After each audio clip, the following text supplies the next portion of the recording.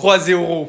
3-0 encore, Paris contre Brest, ils mettent un score. Les supporters de Paris, ils avaient raison. Regardez juste avant le match. Attention, danger. Ils avaient raison. Ils avaient tout prévu. 3-0 encore. J'espère que les supporters de Paris, vous vous rendez compte que vous avez les meilleurs latéraux du monde actuellement. C'est une dinguerie d'avoir Nuno Mendes et Achraf Hakimi. Achraf Hakimi, en 10 minutes, il te met un doublé. Citez-moi un seul latéral qui met des doublés aujourd'hui.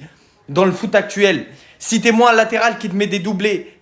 Citez-moi. Faut en parler aussi de Vitinha. Faut en parler parce que ce mec, il est trop fort. Franchement, est-ce que Pedri, il est au-dessus de Vitinha? Dites-moi parce que moi, j'arrive pas à les partager. J'arrive pas. Vitinha, il est trop fort. Vitinha, il est trop fort, surtout sur la passe décisive. Pour Hakimi, c'est une dinguerie. Par contre, on va parler aussi du penalty. Vous êtes sérieux ou quoi, l'arbitrage en Ligue 1? Vous êtes sérieux? Le mec, il touche avec le visage. Vous dites qu'il y a penalty. En plus, tu vas regarder la VAR. C'est une dinguerie. Mais la justice de Dieu a parlé. La justice de Dieu a parlé. Il est tombé. Il est tombé. Bref, Désiré Doué qui se rejoint à la fête. 3-0, c'est bouclé.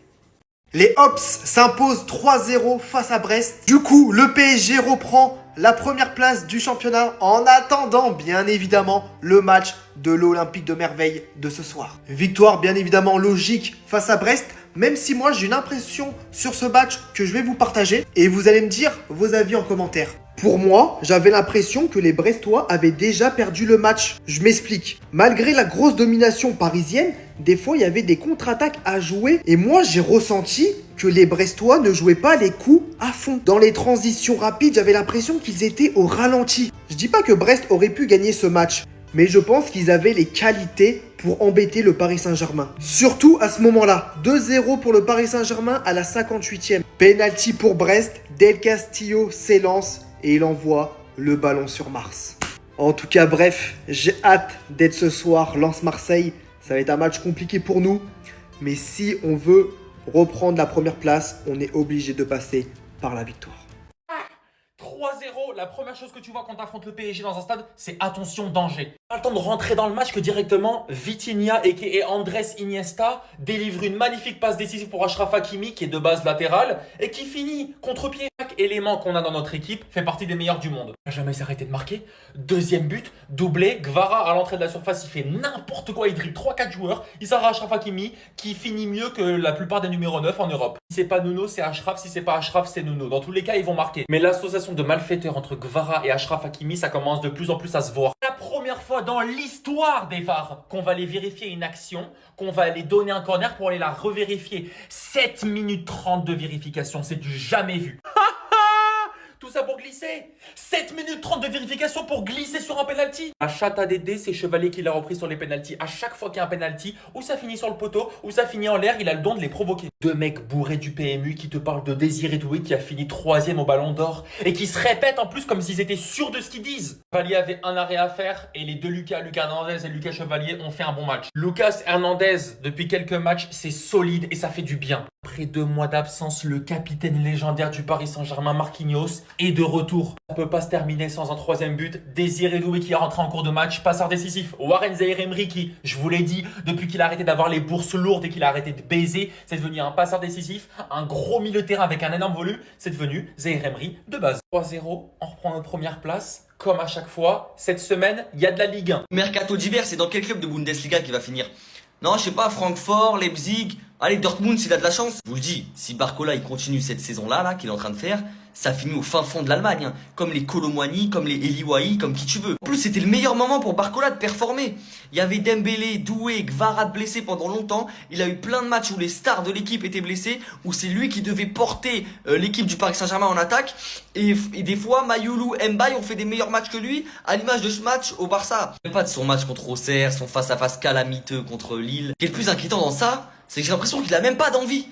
Il a même pas envie, je sais pas, il est nonchalant, il mouille pas le maillot en fait, tout simplement. Déjà c'est clair et net, il perd sa place officiellement dans le 11. Je sais même pas s'il peut même rentrer quand il y aura des Gvara, quand il y aura des Doué, quand il y aura des Dembélé, s'il peut même rentrer sur le terrain.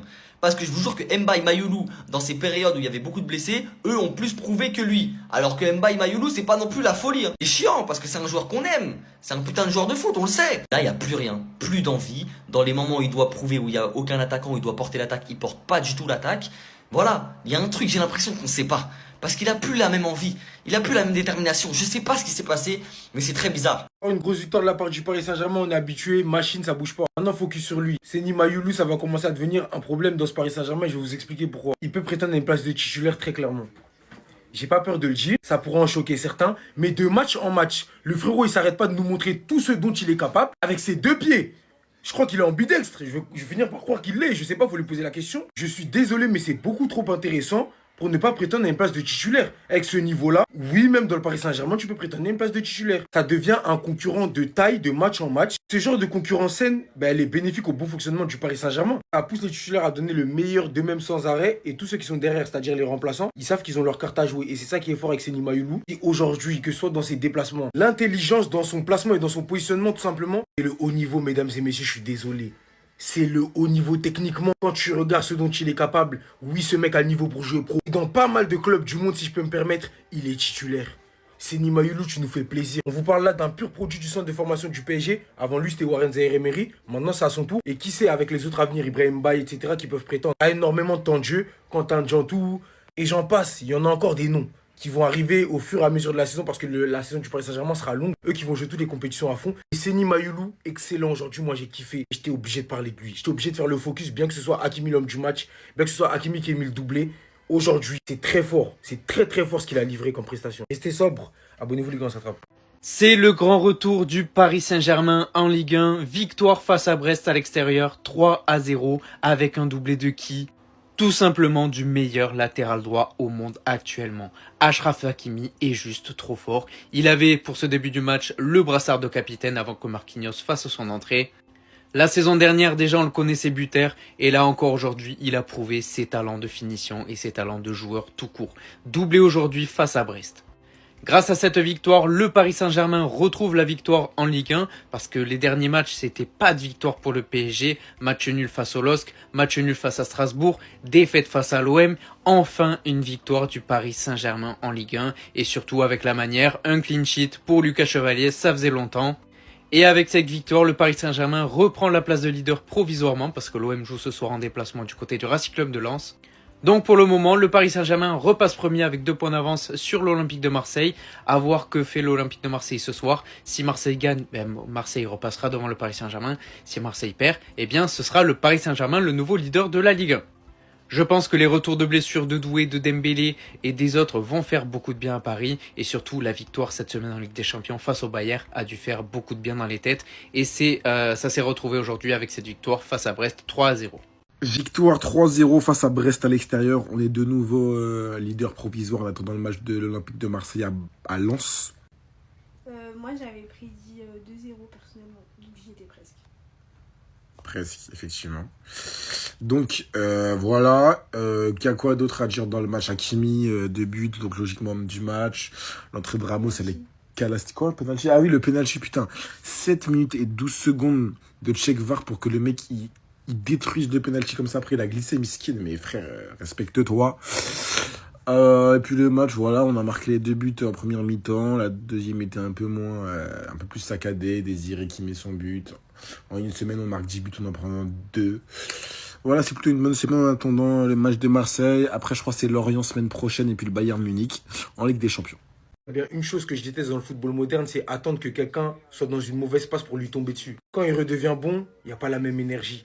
Warren, je vais éviter les allégations comme quoi, oui, c'est sa copine, etc., qui faisait en sorte qu'il n'avait pas un bon niveau. Tout ça, je pense qu'il n'y a aucun rapport et que c'est de la bêtise plus qu'autre chose. Mais revoir Warren Zaïre-Emery, retrouver son meilleur niveau depuis quelques matchs, ça fait 3-4 matchs là, qu'il est énorme.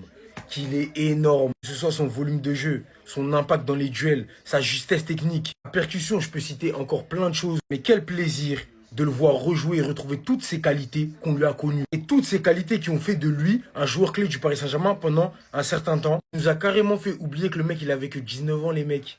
Tranquille en mode. 19 ans, s'il vous plaît.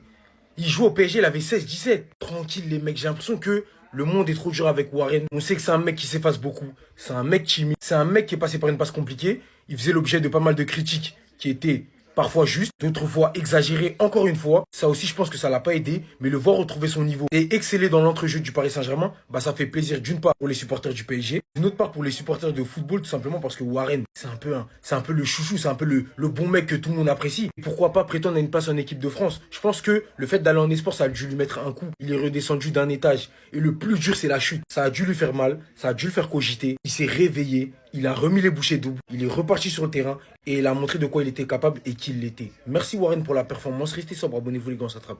La team, pour Désiré Doué, je veux dire un truc qui va peut-être vous choquer, mais j'en ai rien à foutre. Désiré Doué n'a rien à envier à Lamine Yamal, clair et net.